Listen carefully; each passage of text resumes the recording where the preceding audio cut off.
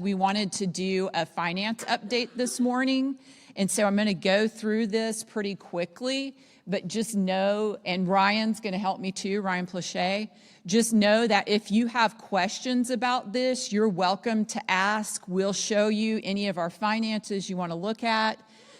So if after we get done here, you need more, then just let us know, and we'll be happy to meet with you about that. Okay, so the first slide. This is our financial update for February 2023. We did one last year about the same time. Next. And so the first thing we wanted to do is say thank you.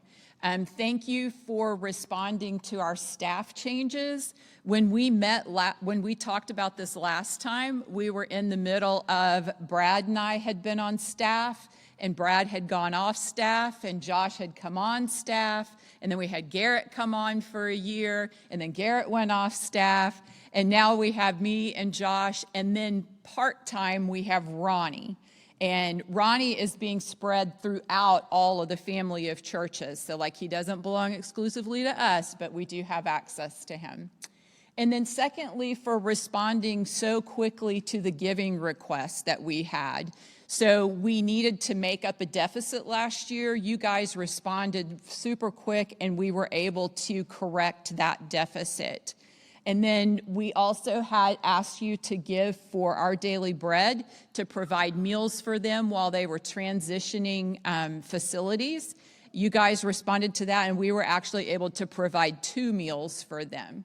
And so we just really appreciate you looking, listening, praying, and then responding as quickly as you do to those requests. So what are we talking about when we talk about giving? Next slide. So we're talking about what ways we need to sustain and increase making and maturing disciples who love, serve, and share Jesus, and being a place where hearts are turned to God and lives are changed. Those are our filters for how we spend money here at Denton North Church. And anything that doesn't feed into that mission and those values is not something that we're going to be spending money on or asking you to give money to. They should all point back to those in some way. So that's what we're talking about when we talk about giving. So here's our monthly budget. Our total monthly budget is $8,825. Our salaries are $5,400. So my salary is $2,500. Josh's is $2,400. And then we give Ronnie a stipend of $500. And like I said, all the rest of the family of churches are also giving to that. One of the things I do want to make clear on this slide is that currently I am actually receiving $3,000 and Josh is actually receiving $2,900 a month. And that is because when we did our finance presentation last year, John Von Runnen was here from the Wiley Northeast Church, and they support us both at $500 a month for a year. So that will actually end in July, but just so you know, that's where that's coming from. It's not reflected on here because it's not coming out of our budget and because it's something temporary. Our rent here at the GDAC is $1,800 a month. And then the $960 that you see there is for leadership development, programs, and materials. And so that's things like leadership development is we pay for half of the cohorts who do the pastoral cohort. So they have, it costs $900 a semester for someone to go through the pastoral cohort. And we pay $450 of that, and the person going through pays $450 of that. And then there are other leadership development opportunities as well. That's just probably the biggest one. For programs like our women's breakfast, our men's breakfast, any kind of all-church get-togethers, our lunches we have after church, any kind of things like that are going to be events. We have insurance we have to have for the church. We have to buy communion stuff, coffee stuff. And then we have all of our things like planning center and sound team supplies and all the things that make church happen. So that's what's all funneled into that thing right there. And then we have missions, which is $665 a month. And that is to support Kristen Harris on staff at Western Washington, although that may not be the school she's at, it may be a different one, but it's in that same area, in that same ministry. And to support Metro Auto. And this may be something you guys aren't aware of, but Metro Auto does a fundraiser every October, and we as a church, besides what you give during that fundraiser, we as a church give $3,000 to that every year as well. So that's figured in as a monthly gift through there. And then we also have our benevolence fund. So this kind of gives you an idea of what that looks like in percentages. So our salaries are 61%, rents 20%, programs and leadership development are 11%, and missions are 8%. So this next slide is trying to compare what our budget looks like to the national average. This is super hard to do because there's not a whole lot of really good information out there about this, but we've tried to do it the best we can because we think it's important to look at how do we compare to every other church and what things are good about that and what things do we need to improve about that. And so on the next two slides, what you're going to see is some information like we have here, and then we're going to have a slide that shows the differences and what that means. So if you look at Denton North Church, that's the pie chart I just read to you. This is the pie chart for the national average. And one notable thing is that if you look, this one is twice as big as ours. That means that the average church is bringing in twice as much money as we do. And that's not a bad thing. Like that's just for comparison, what the comparison there is. So when you're looking at that, our piece of pie is 20% for rent, and the national average is 23% for a building. That doesn't mean that if we added 3% more, we could own a building. Okay, so I want to make sure that you understand that. And so you can see the different breakdown up here. If you can't see it, salaries are 47, the building is 23, their programs are 18, missions are 5%, and savings is 5%, and other is 2%. So that's the comparison with the national average. Next slide. And then this is the comparison on full-time minister salaries. Denton North Church, our average is $24.50 a month. The average for the U.S., and this is from the Bureau of Labor Statistics in 2019, is $45.80 a month. Okay, so here are some of the notable differences. So the first one is we give a larger percentage towards staff salaries, and our staff spend a much larger percentage of their time doing relational ministry than most pastors. We want to prioritize ministers spending their time in relational ministry.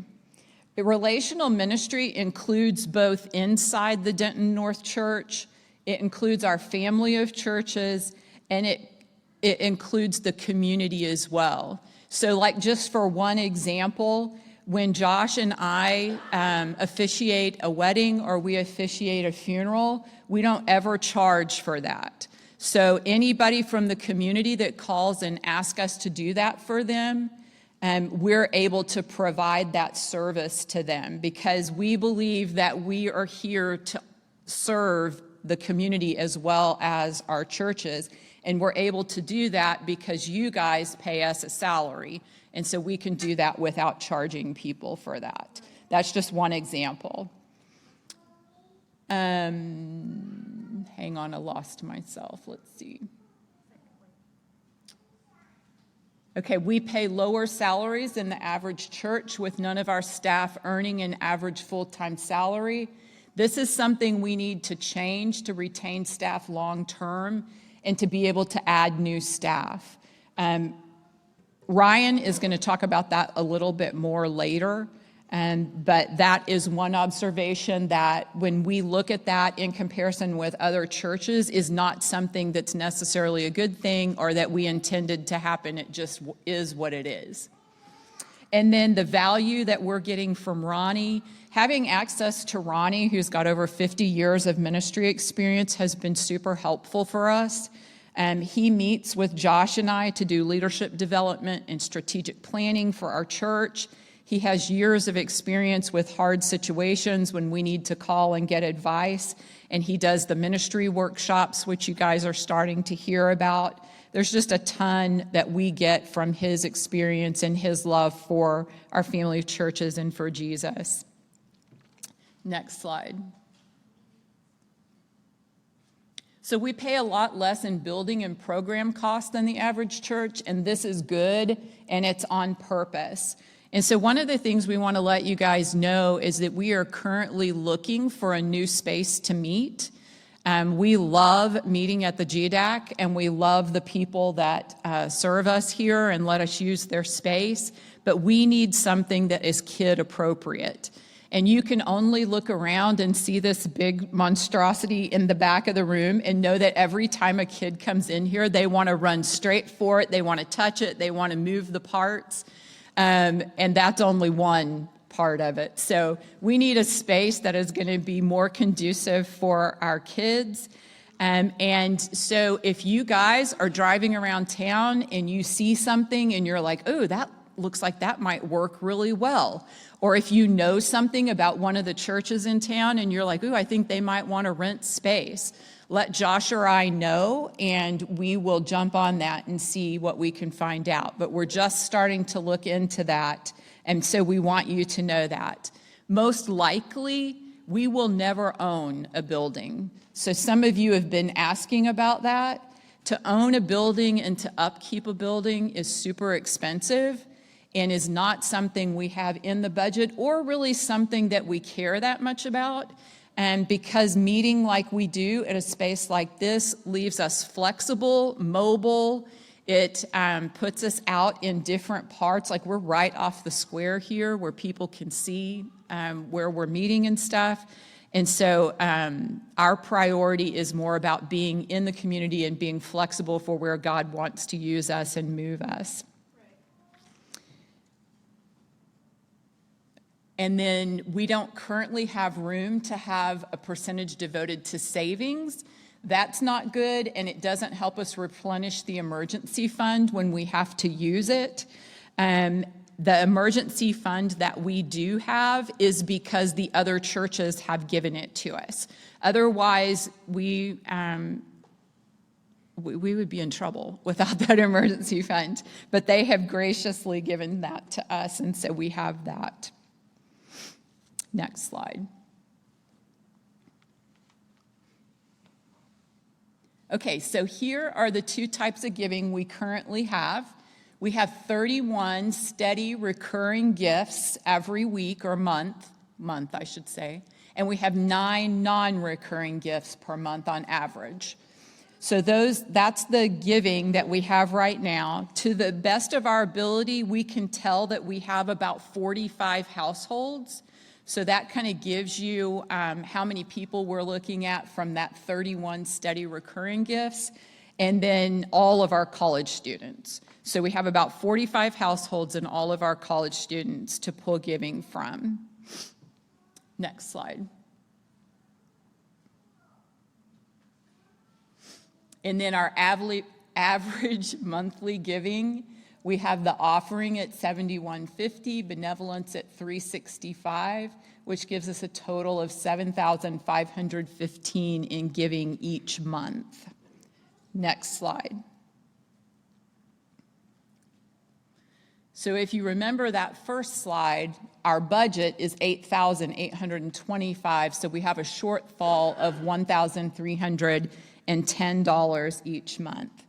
And there are 2 reasons for that shortfall, because some of you are thinking, okay, wait a minute, you said we had a shortfall last year and we took care of it. We did, but if you remember when we talked about it at that time, I told you that we had quite a few people that were giving a lot of money, And so if some of those people left, then we took a bigger hit to the budget than we would in other areas, and we've been working to correct that. But we did have 2 families that left that felt like they were called somewhere else, which is great. We want people to be where God calls them. But the truth of the matter is, when they leave and they're big givers, it's quite a hit to the budget, and that's what happened this last year. So it was nothing bad. They just felt like they needed to go where God was calling them, but it does affect the budget. And so that's how we got back to a shortfall again. The other one is that we have a significant number of people that aren't giving at all. And so that also plays into that. So just to let you know kind of what the 2 reasons for that are. And then one more slide. Okay, so our buffer, our emergency fund is currently $20,000. And with the current shortfall, if it stayed the same, we would deplete our emergency fund in about 18 months. I'm going to step down and let Ryan come up and share, but before I do that, I want you to know we are not in a crisis situation. This is not a crisis situation. Josh and I are not worried. God has always taken care of us. He's always provided for us, and we have no reason to think he's going to stop doing that right now. However, I guess Josh and I must have been reading in the same place in Exodus this week. When the people were building the tabernacle, it says, all the Israelite men and women who were willing brought to the Lord free will offerings for the work of the Lord through Moses that he had commanded them to do. And then it continues, and the people continued bringing free will offerings morning after morning. And so the people were restrained from giving more because what they already had was more than enough to do all the work. The reason we're sharing this with you now is to give you the opportunity to participate. A free will offering. There is no guilting here. There is no pushing you to do anything. This is where we are. If this is what we believe God has called us to do, then how are we going to participate in this? That's all it is. And so I'm going to let Ryan come up, and he's going to finish the presentation. Oh, sorry. Josh wanted me to tell you, because I forgot, that also $400 of that shortfall was our rent going up here at the GDAC.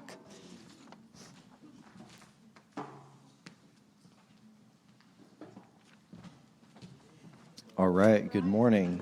I'm Ryan. I'm not a paid staff member, not paid at all by this church, and I feel like that is an important part of me being up here talking about this. It means that I can press you and guilt you and say whatever, Josh and Leslie don't feel comfortable saying. I can say that stuff because I'm on your side of this equation, right? I'm not on the paid side of this equation. So Leslie gave us some really great information about the state of our church right now. And I'm going to talk through how we should respond to that information. I did want to say first that, so I suggested to Josh and Leslie that we have a non-paid leader come up and do part of this talk. And I think the reasoning behind that is, I think it's really important that we as individuals in this church not just participate, but really own the financial part of our church and take a lot of responsibility for that. And this is me doing that, and hopefully trying to set the pace for us as givers, taking responsibility and really advocating for our church's finances and what we're doing. So before we look into the goals, I wanted to talk a little bit about the heart posture of how we respond to this and how we think about responding to what Leslie told us. So I want to look at the early church in Acts. I'm going to read Acts 4, 32 through 35. So it says, now the entire group of those who believed were of one heart and mind, and no one claimed that any of his possessions was his own, but instead they held everything in common. With great power, the apostles were giving testimony to the resurrection of the Lord Jesus, and great grace was on all of them. For there was not a needy person among them, because all those who owned lands or houses sold them and brought the proceeds to what was sold and laid them at the apostles' feet. This was then distributed to each person as any had need.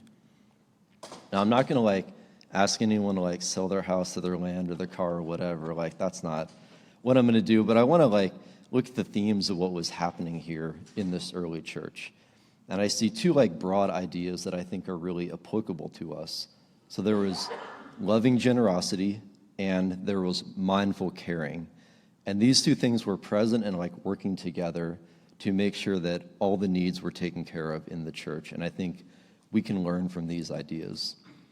So this loving generosity, we see this example that they were sharing everything they had and they were willing to sell what they had to make sure that the needy folks had what they needed.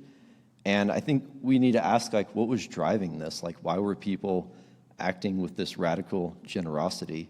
And I think we get some clues in this language that all the believers were together in heart and mind, or of one heart and mind, and that God's grace was powerfully present among them.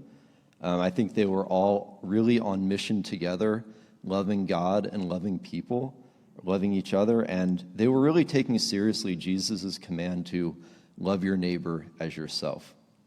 So some questions I was thinking about as I was reading this that I think we should be thinking about as we're examining our heart. So am I on mission together with this community, on the same mission that this community is on, to love God and to love others? So that's the foundation of where all our giving starts. And am I as generous to others as I am to myself? I think that is one of the practical workings out of Jesus saying, love your neighbor as yourself, right? Am I as generous with my possessions to other people as I am to myself? Wow. Yeah. So the other piece of this is mindful caring. So we read that there were no needy persons, and then as things were sold, they were distributed to anyone who had need. So that only works if people actually know what the needs are, right? We can't help other people with their needs if we don't know what those needs are.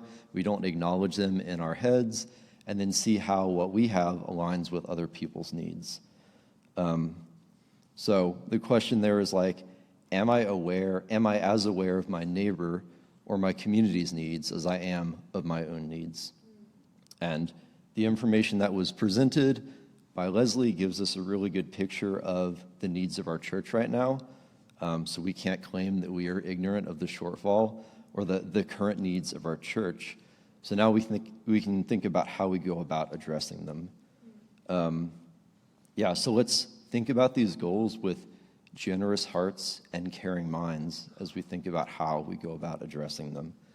So let's go to the next slide. Right, correcting the shortfall. Okay, so this is just basic cost of doing business, cost of basically our church surviving.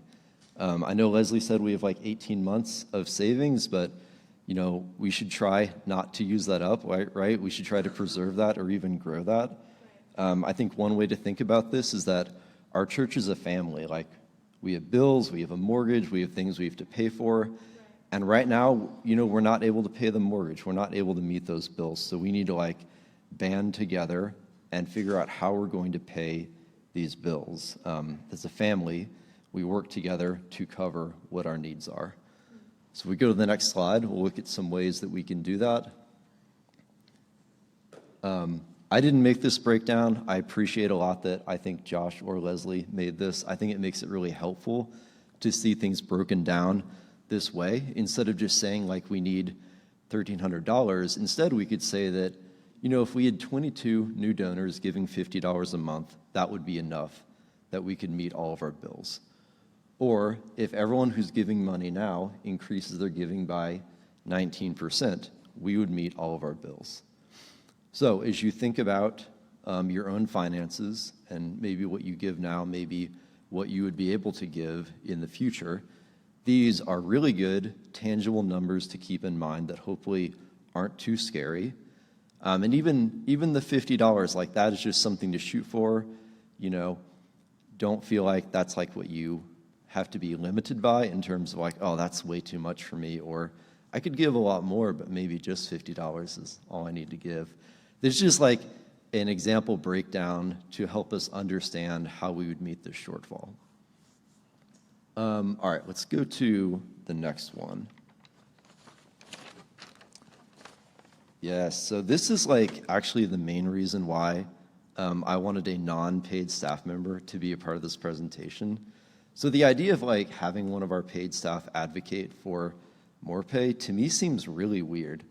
Like thinking like at my job, if I had to like advocate in front of the whole company, like, all right, this is why you should give me more money. Like this is, here's my salary, here's why I should get more. Like that seems kind of weird and awkward, probably because I have some insecurities about that, like a lot of us do. But also I would want to know that my company is advocating for me, right? I want to know that my company values me and wants to take care of me. Right. And I think we, as a community, need to think about how we take care of our staff, how we advocate for our staff. Right. I think one of my visions for the whole family of churches, not just our church, is that we would have a lot more unpaid leaders who are involved in church finances and really advocating for the pay of our staff and the benefits of our staff and taking care of our staff. Right. And this is a chance for us to start doing that, to really see how we can take better care of our staff and, meet that need. So to put this into perspective, with our current staff pay, ignoring what Leslie said about John and Wiley Church giving them more money, I didn't know about that, so not in my calculations. With the numbers that we have and the hours that I estimated they work, which is about full-time, so we pay them about $30,000 a year, which is roughly the minimum wage that a lot of people are advocating we raise national minimum wage to, $15 an hour. And this is like no insurance, no benefits, none of the things that would normally come with like a full-time job making $15 an hour. This is just $15 an hour. There are some tax benefits that ministers get, but I doubt it really outweighs the like no insurance, no benefits, no retirement. Like, no, it definitely, maybe it helps a little bit, but it doesn't like get them there. Right. So to some of you, that may sound like really good. Like if you're in college, you're like, yes, $15 an hour. That sounds great. But I think for us that are like in the workforce, getting a little older, watching our friends having families, maybe creating families of our own, it's easy to see how that is not a wage that could like sustain someone growing a family long term. Yeah. I think that's really the perspective we need to keep here is if we want this church to be around long term, if we want to expand the staff, if we want to keep staff around long term, we have to pay them a wage that will allow them to, have a family, provide for their family, not be like just like starving all the time, or not have to choose to be single and on staff because they cannot afford anything else. Right. So with this pay bump, this will get our staff salaries up to like, I'm assuming it's distributed 50-50. I didn't ask them about that. That's the assumption that I'm making. That would get the salaries up to like $39,000 a year, which is getting closer to where someone could potentially provide for a family. Still coming from the workforce, that's like pretty low, knowing that there's no insurance, no benefits, no retirement included. So all that would be paid for directly out of that salary. Or if they're lucky enough to have spouses that provide those benefits, then they could get it that way. But for most of us that have jobs that pay this much, our company is paying extra to provide those benefits on top of our salary. Yeah. It's not coming out of our salary. And I say all this not to like guilt you guys, but to put into perspective what we pay our ministers, how we take care of them, and hopefully to give you an idea of what we should be advocating in the future as we look at potentially raising this or at least meeting this and adding more staff in the future. Yeah. So kind of the summary of that is that we should be looking long-term at how do we sustain and keep around staff in a way that they can live comfortably, raise a family, and work for our churches long-term. So we, as people with jobs that aren't doing ministry, this is our responsibility. we decide whether we get to do this. We decide as a church, individually and together, whether this happens. Josh and Leslie, they're going to make it work with whatever money comes into our church. But me and you, we will decide what that money looks like and how it comes in. So let's go to the next slide.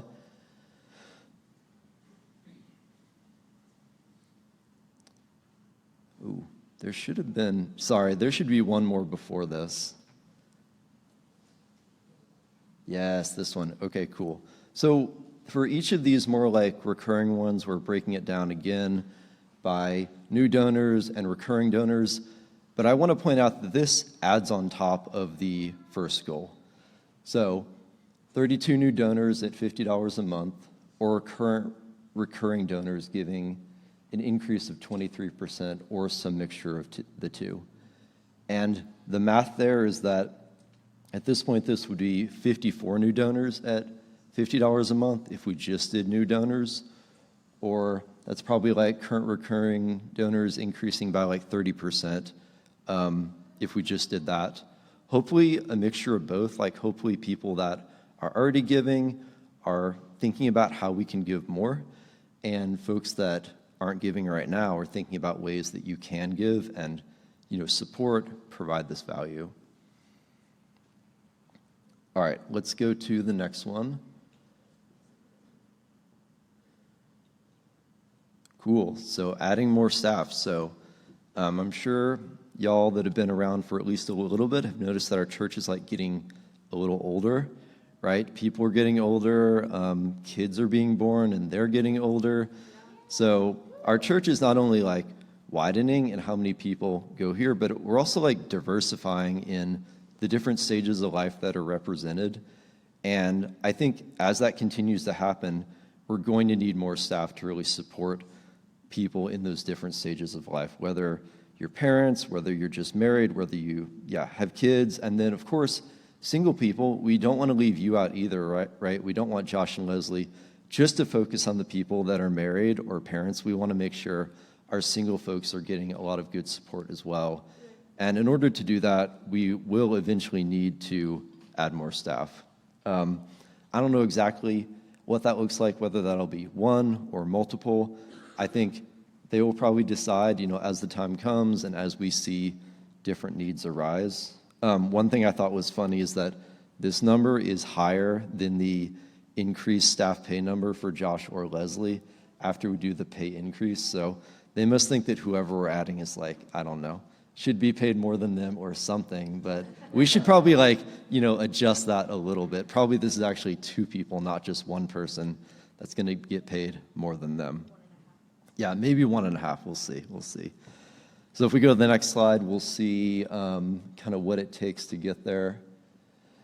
Yeah, so this would be 35 new donors giving $100 a month. That's on top of the other two goals, or current recurring donors increased by 50%. That's on top of the other ones. And if you're keeping track of all the numbers, if we get new donors every time, that puts us at like 120 recurring donors, which I think is like more people than we actually have in our church, period. So what that means is that if we're going to continue to grow in our generosity and our providing support and value for our community, that it has to be a combination of new donors and current donors increasingly sacrificing their resources to meet these needs. So I think as we press in as the church to these things, we'll learn more and more of what it means to have everything in common and to share what we have with each other to meet these needs, not only for our staff, but also to allow our staff to meet these needs in our community. So by giving this money to raise up these staff members, we can provide value to our community that we as individuals can't do, right? Yeah, so we can go on to the next one. These next two should go pretty quick. Right, so we want to help the Garland Church. They recently did some pretty expensive renovations, and we want to give them a one-time gift of $2,000 to help pay for those renovations. I think most of you hopefully know, like we're part of this church network, and the Garland Church is kind of like the parent church, and we're like kind of one of the kid churches.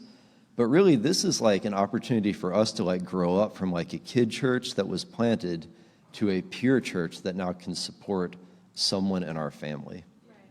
I think probably most of us have either been to like a wedding or an event or a meeting of some sort or attended the Garland Church at some point in time. It's really blessed. I know me, I spent a number of years there before I came up here.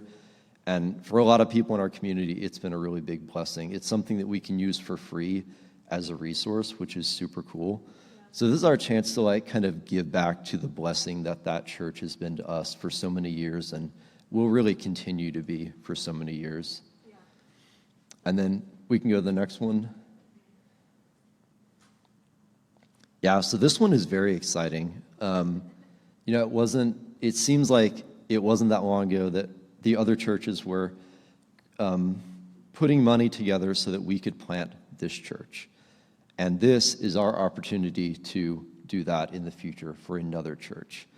So thinking about like growing up as a church, this is kind of like the next level, right? So we go from like the kids that were planted to the peers that are like supporting other people in our family.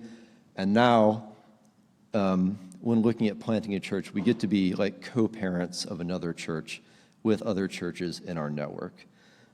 This is obviously a big number, and we're not like thinking this is going to happen like soon, but we want to put this in the minds and the hearts of the people of our church, knowing that we are a church planting church in a church planting network, and we want to keep that vision of planting churches in our minds and always be ready for that, putting money towards that.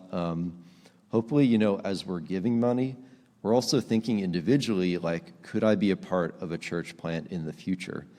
Maybe how I contribute to that isn't just with money, but also with my time, with where I live. There's a lot of different ways that we can think about that. Giving towards it, I think, is a way to start building that excitement and casting that vision. I think if we go to the next slide. So I think, so we're going to handle 4 and 5 through like special contributions. I don't know what exactly form that will look like. I'm sure Josh and Leslie will talk about that as it comes up, one-time donations to slowly build towards those things. So that's all the goals. So I just wanted to invite you all, as you think about these goals, as you think about your finances, to think through them with this loving generosity and mindful caring, and really let that be your like heart and mind posture as you think about these things. And follow up on this. Like, if you decide to give, do it, and then come back later and ask Josh and Leslie, maybe in like a month or two, like, hey, how did this go? Like, how are we doing with the shortfall? Really take some ownership of how we're doing and see if you can see our needs being met, and if they're not, ask yourself how you can contribute, whether it's yourself or talking to other people, to meet those needs. And then, I think Josh just walked out, but I think maybe one thing we could do is possibly share this presentation on Mighty Networks. Would that be okay, Leslie? Yeah. Cool. Yeah. I know for me that would be helpful to be able to reference these numbers, and I imagine for the rest of you that would be helpful as well. So we're going to spend some time praying about this, and I think Tate is going to come up and lead us, and then Donna's going to pray for us as well.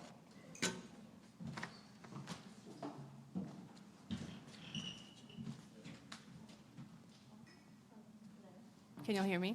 Okay.